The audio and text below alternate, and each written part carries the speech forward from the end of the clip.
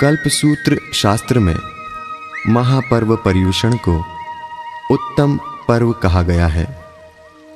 ये इसलिए उत्तम है क्योंकि इस अवसर पर सत्य साधना के माध्यम से व्यक्ति कर्मों के बंधनों से मुक्ति पाता है।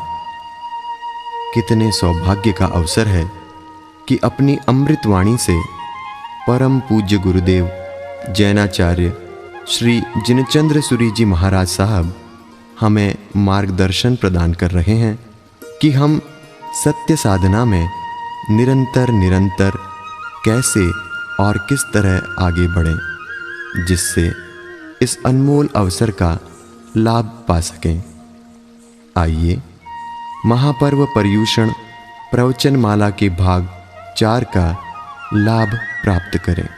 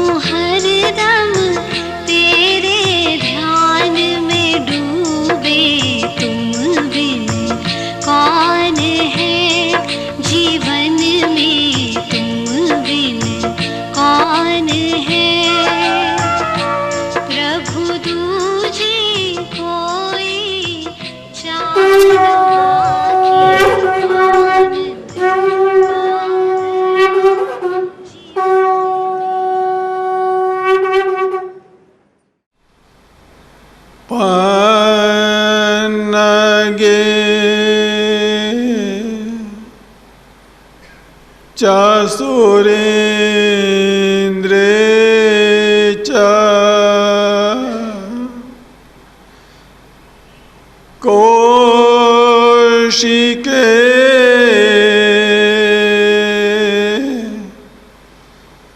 पाद संस्पर्शी निर्विशेष मनस्काय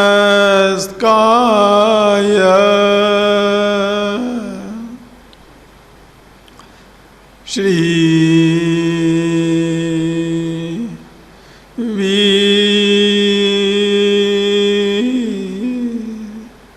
स्वामिने नमः।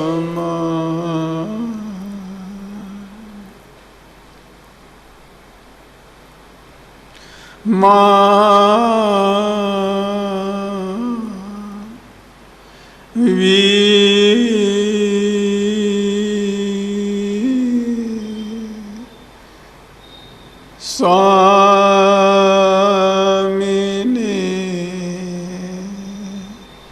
नमः।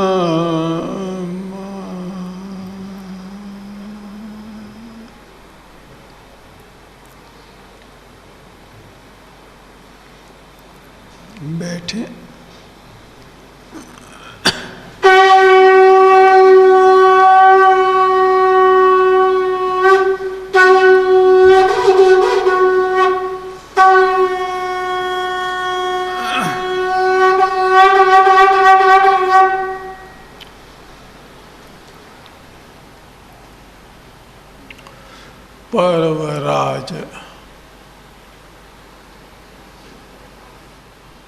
पर्वराज श्री पर्युषण की मधुवेला है। आओ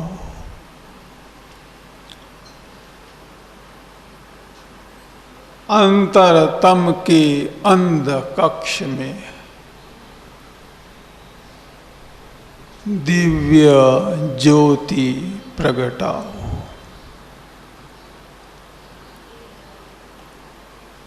घृणा, द्वेष, दुर्भाव, बैर सब,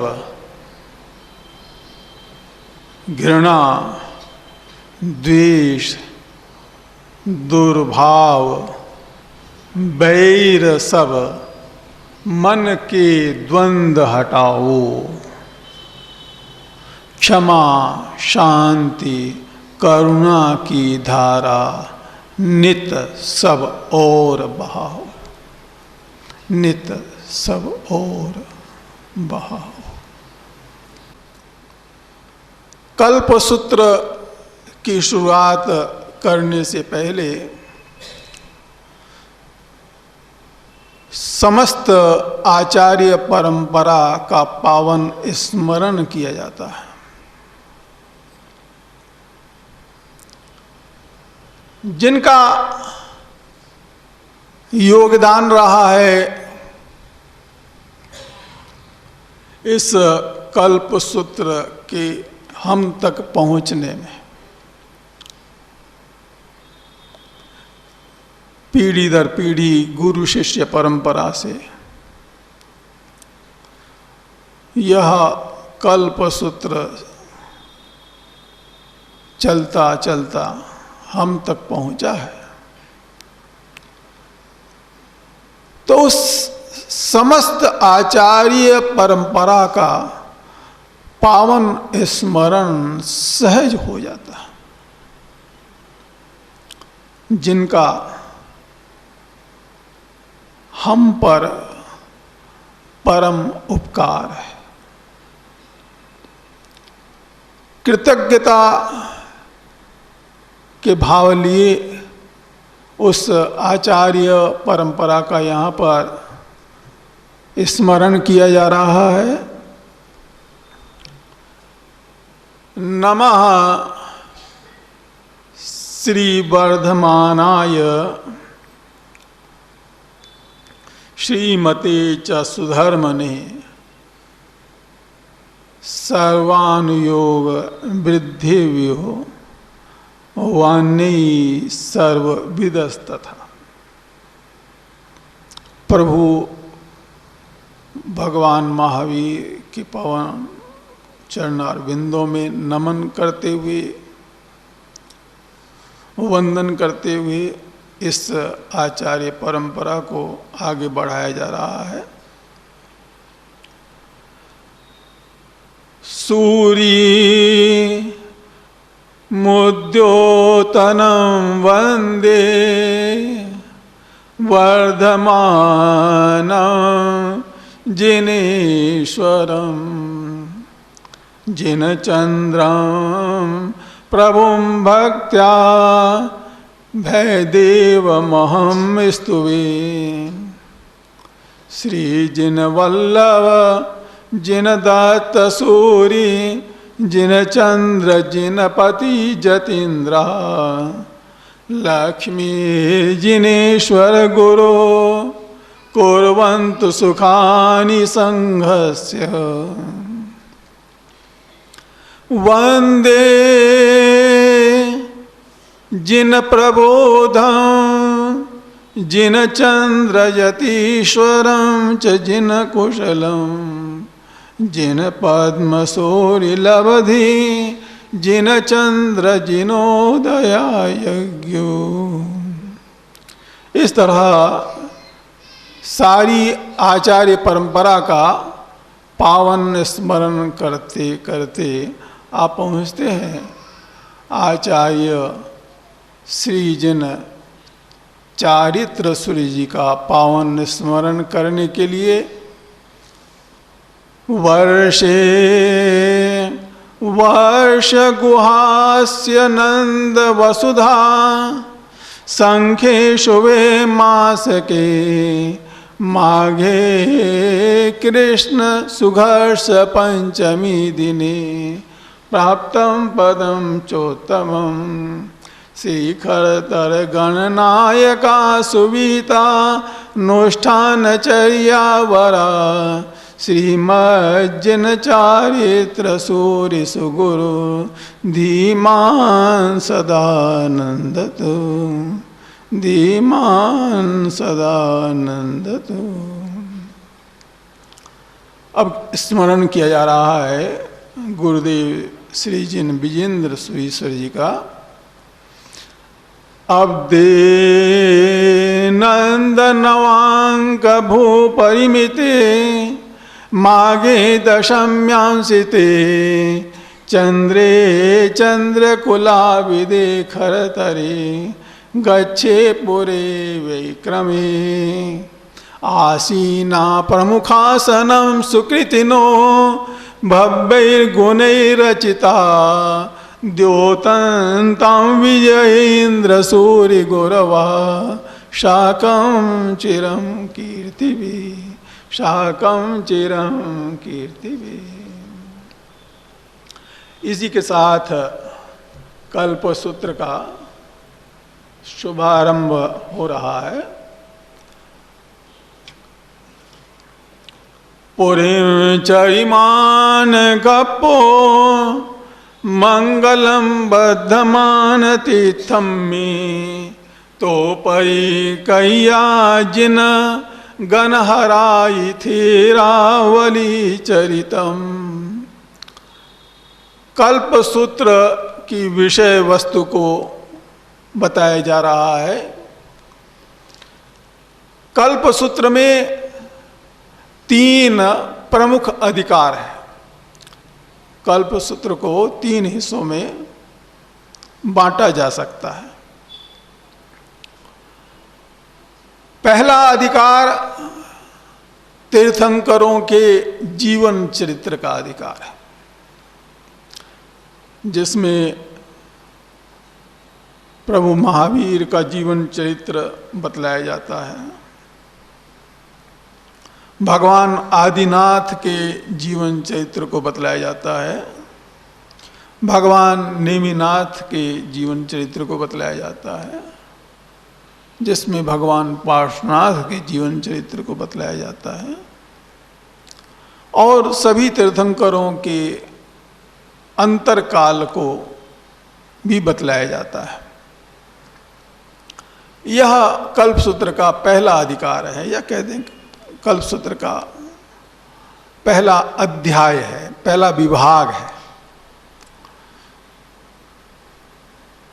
और दूसरा अधिकार है थेरावली चर्यम। स्थविरावली चरित्र इसमें बतलाया जाता है कि जो देवर्षि क्षमा श्रमण तक जो है आचार्य हुए हैं, उन आचार्यों का जीवन चरित्र कल्प सूत्र में बतलाया गया है। और तीसरा अधिकार साधु समाचारी का अधिकार है, जिसमें यह है साधुओं की क्या आचार संहिता होती है उसके संबंध में बतलाया जाता है। कल्प सूत्र की विषय वस्तु को, जिसे कहें प्रस्तावना को बतलाते हुए कल्प सूत्र को आगे बढ़ाया जा रहा है। आचे लोको देशिया सिजायर राय पिंड कियकम में वय जेठ पड़ी कमने मासम पज्जोसवना कपो। साधुओं के कुछ आचारों को, कुछ नियमों को यहाँ पर समझाते हुए आगे बढ़ा जा रहा है कि भगवान आदिनाथ और भगवान महावीर के जो साधु साध्वी हैं, उनका एक नियम होता है अचेलत्व का नियम, कि वे वस्त्र धारण नहीं करते हैं, अथवा वस्त्र धारण करते भी हैं तो उन वस्त्रों को धारण करते हैं जो किसी के काम के नहीं रह जाते, किसी के उपयोग के नहीं रह जाते। दूसरा नियम बताया जा रहा है औद्देशिकम।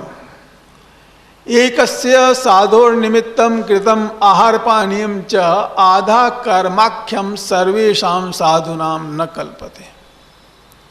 दूसरा नियम औद्देशिक नियम है जिसका अर्थ होता है कि यदि किसी भी साधु के लिए भोजन बनाया गया है किसी भी नाम से कि इस साधु को या भोजन जो है देंगे, तो वह साधु तो उस भोजन को ले ही नहीं सकता, दूसरा भी कोई दूसरा साधु भी जो है उस भोजन को नहीं ले सकता। तीसरा नियम बताया जा रहा है शय्यातर का नियम बताया जा रहा है कि शय्यातरस्य उपाश्रय दायकस्य चाहर पानीयम न कल्पते। साधु साध्वी जिस जगह पर ठहरे हुए हैं और उस जगह का जो मालिक है, जो स्वामी है, उसका भी जो है आहार जो है साधु साध्वी नहीं ले सकते। अगला नियम बताया जा रहा है राजपिंड, कि जो राजा है उस राजा के यहाँ जाकर के भोजन लेना, गोचरी लेना भगवान आदिनाथ और भगवान महावीर के साधु साध्वियों के लिए निषिद्ध है। द्वाविंशति तीर्थंकर साधु नाम तो कल्पते, आगे बताया जाता है कि जो 22 तीर्थंकर के साधु साध्वी होते हैं वे राजा के आहार को ले सकते हैं। कियकम्य कृतकर्म लघुना साधुना वृद्धस्य साधो चरणियो बंधकानी दातव्यानि। अगला नियम बताया जा रहा है कृतकर्म नाम का नियम है कि जो छोटा साधु है वह बड़े साधु को वंदन करे। यह नियम जो है कियकम्य नाम से बताया गया है। अगला नियम बताया गया है व्रतम, कि भगवान आदिनाथ और भगवान महावीर के साधु साध्वी 5 महाव्रतों का पालन करें। द्वाविंशति तीर्थंकर साधु नाम तो 4 महाव्रतानि, 22 तीर्थंकरों के साधु साध्वियों के लिए 4 महाव्रत हुआ करते थे।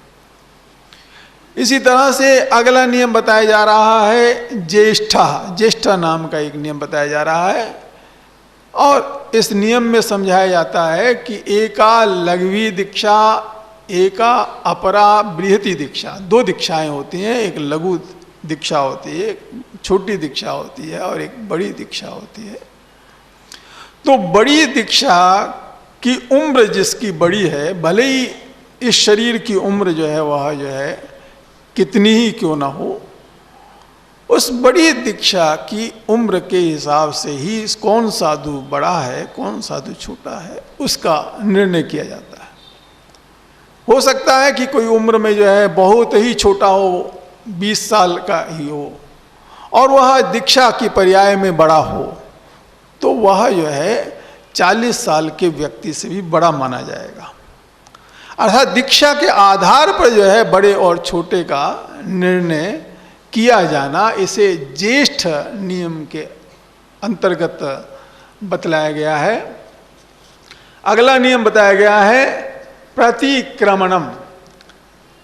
भगवान आदिनाथ और भगवान महावीर के साधु साध्वी दोनों समय प्रतिक्रमण किया करते हैं। द्वाविंशति तीर्थंकर साधु नाम कारणे प्रतिक्रमणम कर्तव्यम। 22 तीर्थंकरों के जो साधु साध्वी होते हैं वे यह इस नियम को आवश्यक रूप से पालन नहीं करते। मासा आदिश्वर महावीर्यो साधु नाम मास कल्पा। भगवान आदिनाथ और भगवान महावीर के साधु साध्वियों के लिए एक मास कल्प होता है, और उसका मतलब यह होता है कि चातुर्मास बीत जाने के बाद में किसी एक स्थान पर 1 महीने से अधिक जो है भगवान आदिनाथ और भगवान महावीर के साधु साध्वी नहीं रहते। लेकिन यह नियम जो है 22 तीर्थंकर के साधु साध्वियों के लिए नहीं होता है। पर्यूषण कल्प, अगला नियम बताया जा रहा है पर्यूषण कल्प नाम का नियम है। मेघो वर्षतु वा मा वर्षतु क्षेत्र योग सद्भावे चातुर्मासीम अधितिष्ठन्ति। वर्षा हो अथवा न हो, चातुर्मास काल में पूरे समय साधु साध्वियों को एक स्थान पर रहना होता है। भगवान आदिनाथ, भगवान महावीर के संबंध के साधु साध्वियों के लिए यह आचार होता है, लेकिन 22 तीर्थंकरों के साधु साध्वियों के लिए यह आचार नहीं होता है। इस तरह से कुछ आचारों का वर्णन करते हुए, नियमों का वर्णन करते हुए यहाँ पर जो है बताया जा रहा है कि आखिर क्या कारण है कि यह अलग अलग नियम बताए जा रहे हैं। कुछ आज साधुओं के लिए कुछ अलग तरह के नियम बताए जा रहे हैं, कुछ साधुओं के लिए कुछ अलग तरह के नियम बताए जा रहे हैं। तो यह शंका उठनी स्वाभाविक है। शंका न रहे इसके लिए तत्काल इस कल्प सूत्र में उसका समाधान किया जा रहा है। पोरिमान दुविसोजो चरिमानम दुर्नुपालयो कपो मज्जमगानम जिनानम सुविसोजो सुअनुपालोया। समय की भिन्नता के कारण साधु साध्वियों के नियमों में अंतर किया जाता है। प्रथम तीर्थंकर के समय के जो साधु साध्वी होते थे, उन साधु साध्वियों को साधु धर्म क्या है यह जानना जो है वह जो है बड़ा कठिन होता था। लेकिन जब वे जान लेते थे तो उसका पालन करना जो है उनके लिए सरल होता था। भगवान महावीर के समय की स्थिति में परिवर्तन आया। साधु साध्वियों को किस तरह से रहना चाहिए ये जानना तो सरल है, लेकिन उसके अनुसार पालन करना जो है वह कठिन है। 22 तीर्थंकर के साधु साध्वियों के समय में स्थिति कुछ और अलग रही कि साधु साध्वियों को जो है कैसे रहना चाहिए यह जानना भी जो है वह सरल होता था और उसके अनुसार पालन करना भी जो है वह सरल होता था। एक तो यह सामान्य कारण बतलाया गया कि जिसके कारण से नियमों में, आचार संहिता में भिन्नता की गई है। और भी कारण यहाँ पे बतलाए जा रहे हैं। ओ जो जड़ा परमा खलु नडाई नायबो हुंती नायब्बा बक जड़ा पुनचरिमा ओजुपन्ना मजिमा बनिया। पहले तीर्थंकर के जो साधु साध्वी होते थे वे सरल स्वभाव के होते थे, यानी दिल के बड़े ही सरल होते थे, लेकिन समझदारी की कमी रहा करती थी। 22 तीर्थंकर के साधु साध्वी सरल भी हुआ करते थे और समझदार भी हुआ करते थे।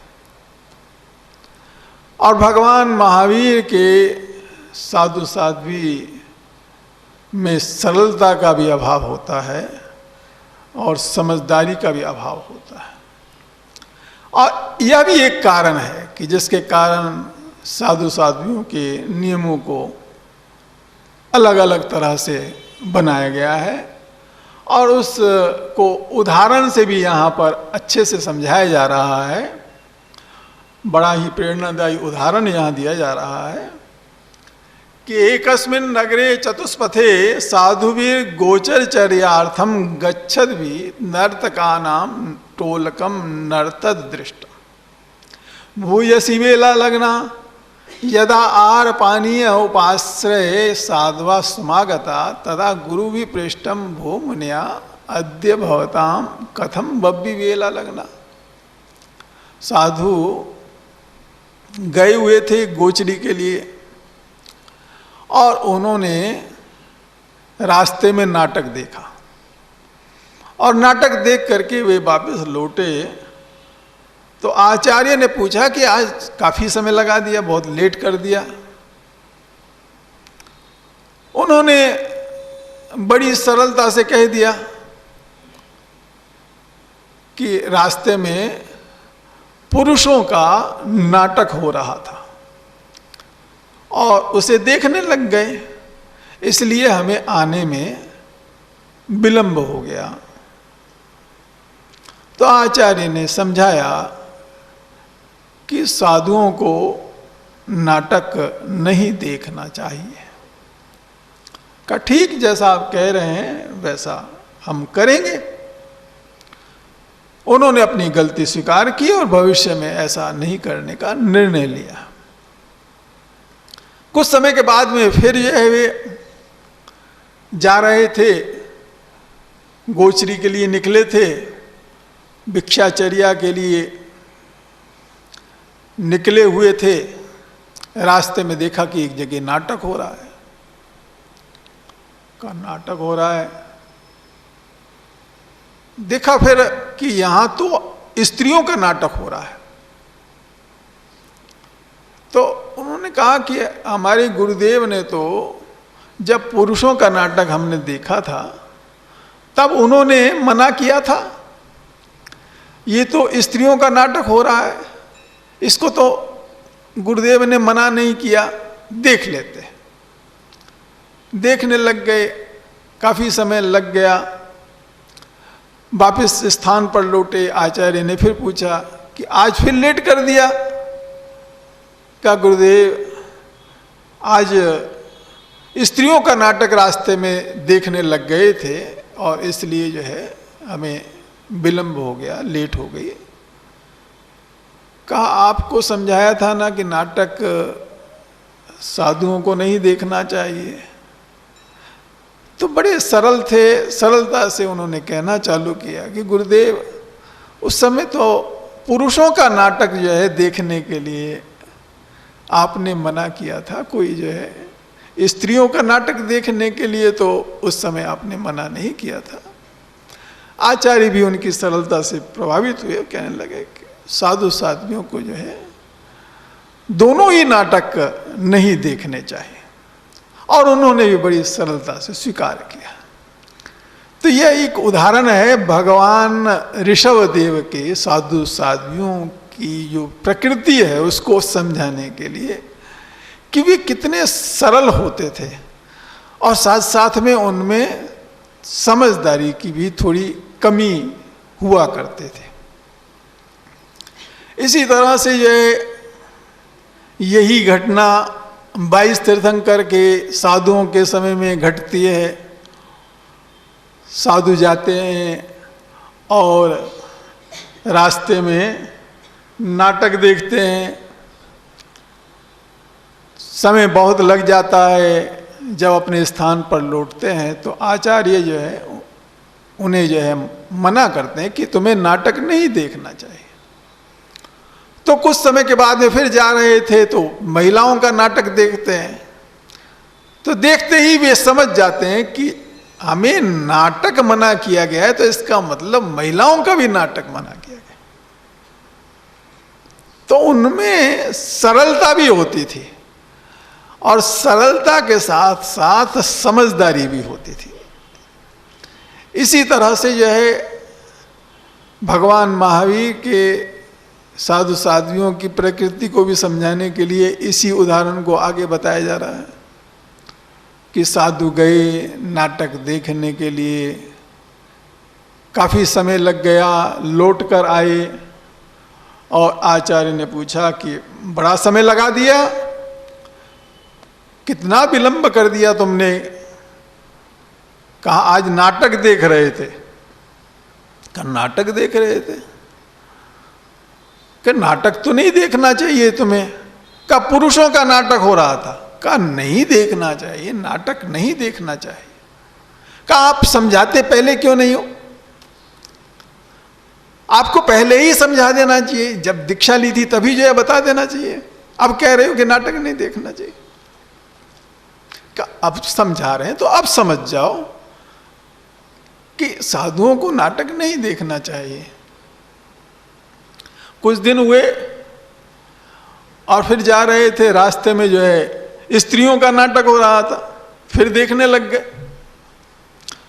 और विलंब से जब वापस लौटे तो आचार्य ने पूछा क्यों विलंब कर दिया?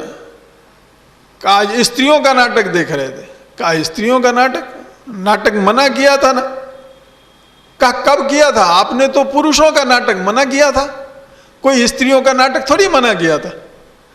तो हम तो स्त्रियों का नाटक देख करके आ रहे हैं। अरे समझो, तुम्हें स्त्रियों का भी नाटक नहीं देखना चाहिए। क्या पहले क्यों नहीं समझा दिया? उसी समय समझा देते। जब आपने समझाया कि पुरुषों का नाटक नहीं देखना चाहिए, उस समय क्यों नहीं समझाया कि स्त्रियों का भी नाटक जो है नहीं देखना चाहिए? अब समझा रहे हो। यह एक प्रकृति बताई जा रही है कि साधु साध्वियों की प्रकृति की भिन्नता के कारण भी जो है वह ये जो नियम है, नियमों में भिन्नता जो है करनी पड़ती है। संवत्सर प्रतिक्रांति लुंचनम चाष्टमं तपः सर्वा अर्हत भक्ति पूजा च संघस्य क्षामना विधि, संघस्य क्षामना विधि। पर्युषण पर्व में संवत्सरी प्रतिक्रमण करना होता है, लुंचन करना होता है, अष्टम तप करना होता है, अर्हत भक्ति करनी होती है और परस्पर खमत कामना करनी होती है। इस तरह से पर्युषण पर्व की आराधना करनी होती है। पर्युषण पर्व के समय में कल्प सूत्र का जो वाचन किया जाता है, उसके स्वरूप को भी यहाँ पर समझाया जा रहा है। अयम कल्पः तृतीय वेद्यस्य भेषजवत सौख्य करता।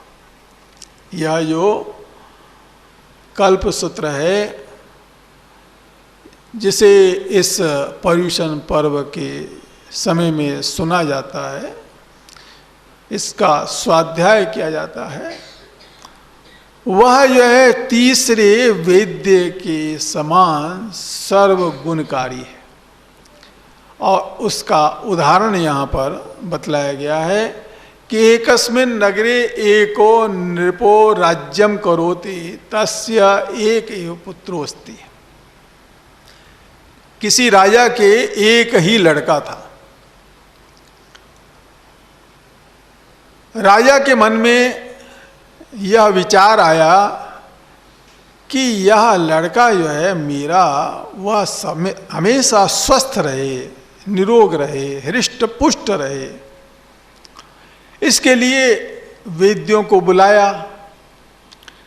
एक वेद्य आए, कहने लगे कि मेरे पास में ये औषधि है, वह किसी को भी दी जाए और उसको कोई भी रोग क्यों ना हो, उस रोग का निवारण हो जाता है, वह रोग जो है उसका दूर हो जाता है।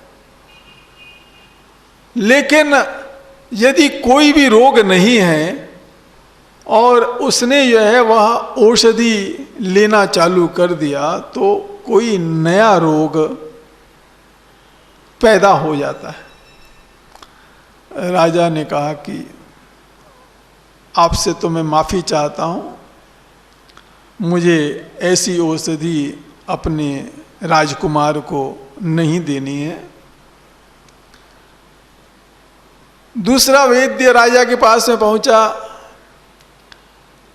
और कहने लगा कि मेरे पास ऐसी औषधि है कि कोई भी रोग क्यों ना हो, उस रोग का इलाज जो है उस औषधि से हो जाता है। और यदि कोई भी रोग नहीं होता है तो वह औषधि जो है न तो कोई नया रोग पैदा करती है और न ही किसी प्रकार का लाभ पहुंचाती है। तो राजा ने कहा कि मैं आपसे भी माफी चाहता हूं, मुझे जो है आपकी औषधि भी नहीं चाहिए। अगला वैद्य राजा के पास में आया, आकर के कहने लगा कि मेरे पास में जो औषधि है वह औषधि इस तरह की है कि कोई भी यदि राजकुमार के रोग होगा तो वह रोग जो है ठीक हो जाएगा, वह रोग जो है उसका दूर हो जाएगा। और यदि कोई रोग नहीं है तो उस औषधि के लेने से उसको कभी भी कोई रोग नहीं होगा। राजा ने कहा कि तुम ठीक हो, मैं तुम्हारी औषधि राजकुमार को दिलाना चाहता हूं। तो यह उदाहरण देकर के यहां पर बताया गया है कि यह कल्प सूत्र का स्वाध्याय जो है वह तीसरे वेद्य के समान है कि किसी भी तरह का रोग हो, कर्म का बंधन हो, उस कर्म के बंधन से छुटकारा हो जाता है। और कोई भी कर्म का बंधन नहीं है तो मुक्ति गति, शिव गति जो है इस कल्प सूत्र के स्वाध्याय से प्राप्त हो जाती है। इसके साथ ही कल्प सूत्र में भगवान महावीर का जीवन चरित्र प्रारंभ होता है। तेनम कालेनम तेनम समयनम समने भगवान महावीरे पंचहत्तरे होता तंजहा हतुत्तरायम चुए चुईता गब्बम बक्कन्ते हतुत्तरायम गब्भाओ गब्बम सहारिये हतुत्तरायम जाये हतुत्तरायम मुंडे भविता अगाराओ अनगारे बब्बइये हतुत्तराय अनंते अनुत्तरे निब्बाघाये निराभरणे कसिने परिपुन्ने केवल वर्णानदंसने समुपन्ने सायिना परिनिब्बुये भैवम। भगवान महावीर का सारा जीवन चरित्र 6 विभागों में बांट करके समझाया जा रहा है। 6 विभाग जो किए जा रहे हैं उन्हें कहा जाता है कल्याणक।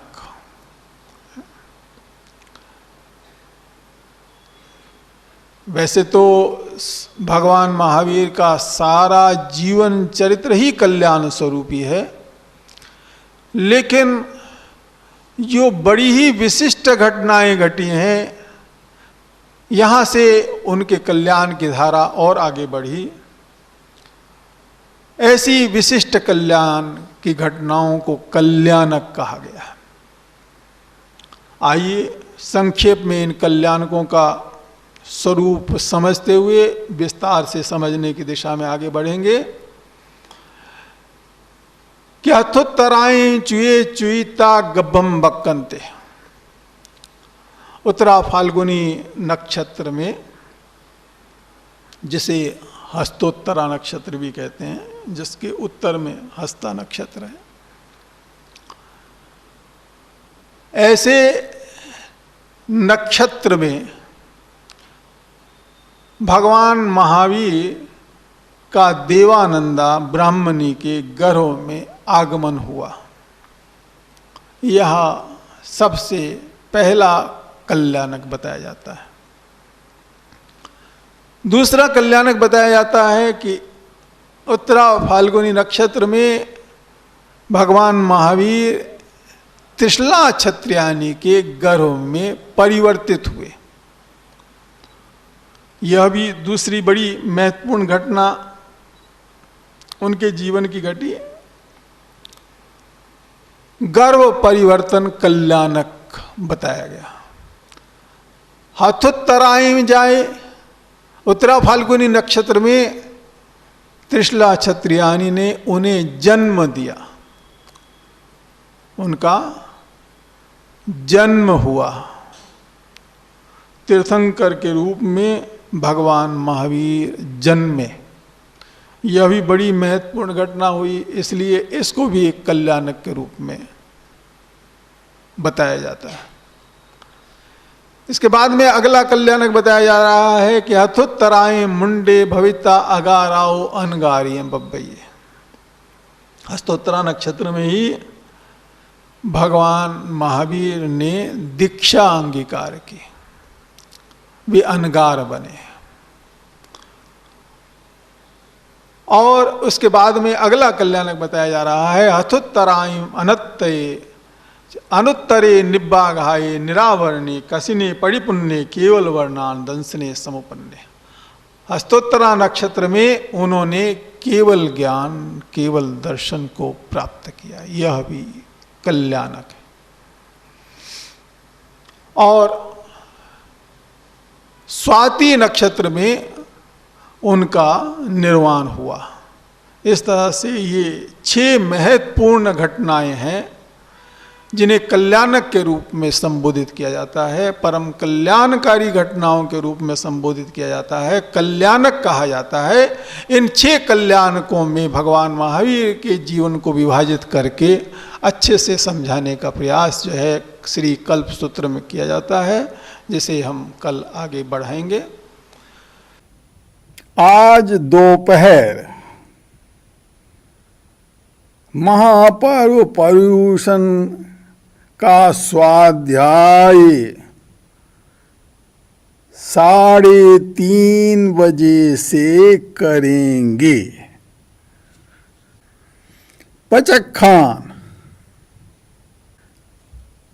जो चौविहार उपवास कर रहे हैं हाथ जोड़ ले। सूर्य उगे आबुठियों में पचक्खाई, चौविहंपि आहारम असनम पानम खाइमम साइमम अर्थना भोगेनम सहसा गारेनम महत्रागारेनम सब समाई वत्यागारेनम बोसिरई। त्रिविहार उपवास को करने वाले हाथ जोड़ लें। सूर्य उगे आबुठ्यम पचक्खाई तिबिहंपि आहारम असनम खाइमम साइमम अनथनाभोगनम सहसागारेनम पानः पोर्सिम सारपोर्सिम पुरीमड्ढम अवड्ढम्बा पचक्खाई अनथनाभोगनम सहसागारेनम पच्छन्नकारेनम दिशा मोहिनम साहुवैनेनम सब समाई वत्यागारेनम बोसिरई। एकासना व्यासना आंबिल करने वाले हाथ जोड़ लें। पोर्सिम साठ पोर्सिम वापचक्खाई उगे सूर्य चौविहंपि आहारम असनम पानम खाइमम साइमम अनथराहुगनम सहसागारेनम पच्छन्नकारेनम दिशामोहिनम साहुवैनेनम सब समाई वत्यागारेनम एकासनम व्यासनम आंबिलम धारणा प्रमाणे पचक्खाई दुभ्यम तिभ्यंपि आहारम असनम खाइमम साइमर्थाहुगनम सहसागारेनम सागार्यागारेनम आउटन प्रसारेनम अबुठ्ठी ओमिठानेनम पारिठा वनियागारेनम महत्रागारेनम सस्माई वत्यागारेनम बोसिरई। मंगलम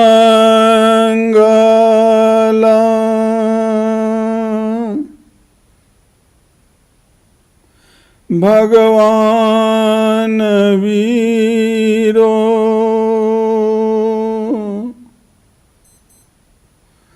मंगलम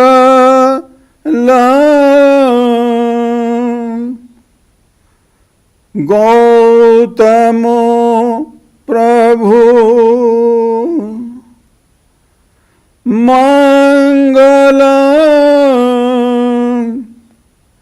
स्थूल भद्राद्या जैनो धर्मोस्तु मंगलम्।